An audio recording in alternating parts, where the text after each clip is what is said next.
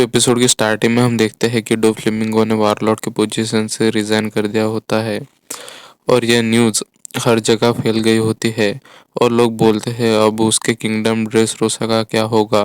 और जिन्होंने उसके साथ वेपन डील की होती है वो भी ये न्यूज़ सुन के गुस्सा हो जाते हैं क्योंकि वो वॉर लड़ रहे होते हैं। और ये बात बोनी पायरेट को भी पता चल जाती है कि लॉ और लूफी ने अलायंस फॉर्म की है।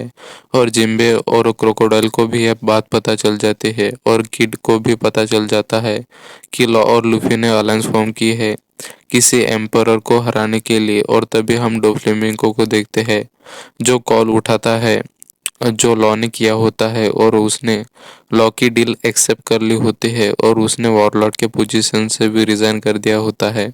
और तभी उस कॉल पर लूफी बोलने लगता है, मैं हूँ मंकी डी लूफी और मैं बनूंगा किंग ऑफ द पायरेट और हम सीजर को तुम्हें दे देंगे। पर अगर उसने ऐसी हरकत दोबारा की तो मैं सीजर के साथ साथ तुम्हें भी मारूंगा। और डोफ्लेमिंगो उससे पूछता है, जब तुम्हारा भाई मारा गया तो तुम 2 सालों तक कहाँ गायब थे। और लूफी बोलता है, वो एक सीक्रेट है जो मैं तुम्हें नहीं बताऊंगा।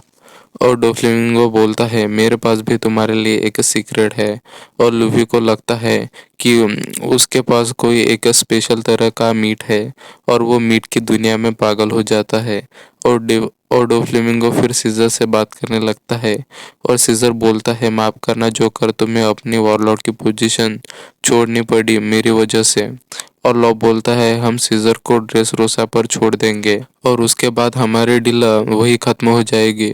और वो कॉल कट कर देता है और सांजी लॉ को बोलता है, अगर डोफ्लेमिंगो हमारी मीटिंग की जगह पर अपनी पूरी आर्मी लेके आ गया तो हम क्या करेंगे। और लॉ बोलता है, ये तो हमारे लिए अच्छी बात है क्योंकि फिर उस स्माइल फैक्ट्री पर कम लोग होंगे जो उसे गार्ड कर रहे होंगे। पर हमें पहले उस फैक्ट्री को ढूंढना होगा क्योंकि मुझे उस फैक्ट्री के बारे में अब तक कोई इन्फॉर्मेशन नहीं मिली।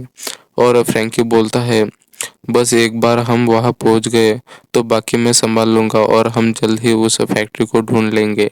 और लूफी लॉ से पूछता है, आखिर ड्रेस रोसा कैसी जगह है। और लॉ बोलता है, मुझे नहीं पता क्योंकि मैं पहले वहां कभी नहीं गया। और डोफ्लेमिंगो ड्रेसरोसा का किंग है। और लूफी बोलता है, टेंशन मत लो, हम हर बार की तरह कुछ ना कुछ जुगाड़ कर लेंगे।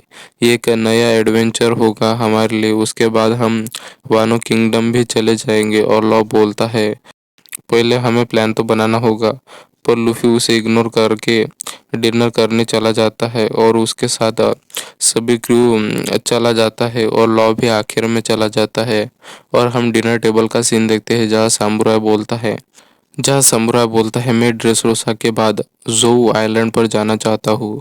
और लॉ बोलता है, मैं भी सीजर को ड्रेसरोसा छोड़कर और स्माइल फैक्ट्री को डिस्ट्रॉय कर जोऊ ही जाऊंगा क्योंकि वही मेरा क्रू है जो मेरा इंतज़ार कर रहे हैं। और समुराई और मोमोनुस के बोलते हैं, क्या हम भी तुम्हारे साथ आ सकते हैं। और लॉ मान जाता है और समुराई बोलता है, 3 समुराई और मोमोनुस के हम वानो से जू आइलैंड पर आए और हमारी शिप डिस्ट्रॉय होने के बाद और फिर डोफ्लेमिंगो और उसके क्रू ने हम पर हमला कर दिया और मोमोनुस के बचकर एक बोट में बैठ गया। और वो वही बच्चे होते हैं जिन्हें पंख हजार लेके जा रहे होते हैं।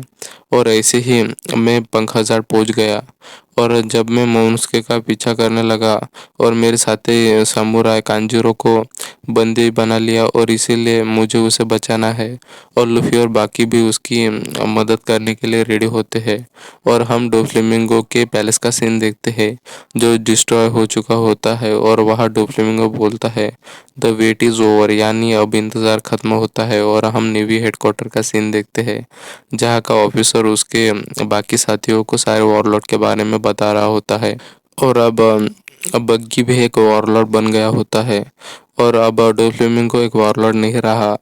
आज सुबह ही उसने वॉरलॉर्ड की पोजीशन से रिजाइन कर दिया। और फ्लीट एडमिरल अकाइनो बोलता है, मैं फुजीटोरो को लड़ने के लिए भेजता हूँ। और यहाँ बेबी फायू ट्रेबल को ढूंढ रही होती है और बेबी फायू शुगर से भी पूछती है कि क्या तुमने ट्रेबल को कहीं देखा। और शुगर मना कर देती है और हम ट्रेबल को देखते हैं जो एक बिल्डिंग पर चढ़ गया होता है। और फिर वो बेबी फायू के पास आ जाता है और बेबी फायू और फिर BB5 बोलते हैं तुम्हें डोफ्लेमिंगो ने बुलाया है। और यहाँ डोफ्लेमिंगो मीटिंग कर रहा होता है जहाँ वो डिमांटी की तारीफ करता है और वहाँ फिर ट्रेबल भी आ जाता है और उसे एक बॉक्स देता है और उसी बॉक्स के लिए डोफ्लेमिंगो ने उसे बुलाया था। और डोफ्लेमिंगो बोलता है बस एक बार लूफी को इस बॉक्स के बारे में पता चल जाए तो ज़रूर वो इसे पाने की कोशिश करेगा और फिर मैं उसे कंट्रोल करूँगा और लॉ को सबक सिखाऊंगा। और डोफ्लेमिंगो वो बॉक्स डिमांटे को देता है और हम देखते हैं कि डिमांटे बहुत नाटक करता है और उस बॉक्स में फायर फिस्ट एस की सोल होती है जिसे हम डेविल फ्रूट बोलते हैं और वो फ्लेम फ्लेम फ्रूट होता है। और डोफ्लेमिंगो बोलता है कि लूफी ये किसी को भी लेने नहीं देना चाहेगा। और हम स्ट्रॉ हैट को देखते हैं जहाँ रॉबिन को एक आइलैंड दिखता है और लूफी एक आइलैंड को देखकर खुश हो जाता है और यही आइलैंड ड्रेसरोसा होता है और एपिसोड एंड हो जाता है। Thanks for watching.